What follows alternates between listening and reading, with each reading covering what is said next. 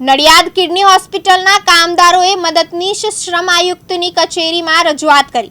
મહત્તમ પગાર ધોરણ, મહિલાઓને યુનિફોર્મ ચેન્જ કરવા અલગ રૂમ વ્યવસ્થા, ઓવરટાઈમ કરવાનું અલગ ભથ્થું, 10 વર્ષથી વધારે કામ કરતા વર્કરોને કાયમી કરવાની માંગ સાથે શ્રમ આયુક્તની કચેરીમાં રજૂઆત કરી।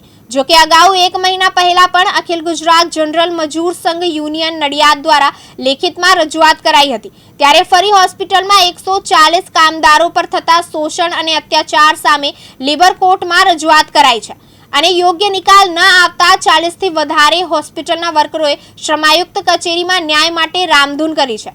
દિવ્યાંગ ન્યૂઝની ટીમે વર્કરો સાથે વાતચીત કરી અને શ્રમ આયુક્ત અધિકારી ડીએન સુનવણે વર્કરોના હિતમાં નિર્ણય આવે તેવી ચર્ચા કરી છે। જો કે મદદનીશ શ્રમ આયુક્તના અધિકારીએ 10 કે 15 દિવસમાં આ સમસ્યાનો ઉકેલ લાવવા આશ્વાસન આપ્યું છે, જેથી રજૂઆત કરવા આવેલ સમગ્ર વર્કરોએ દિવ્યાંગ ન્યૂઝની ટીમનો આભાર વ્યક્ત કર્યો હતો। તૃષાલ પંડ્યા, દિવ્યાંગ ન્યૂઝ, નડિયાદ, ખેડા।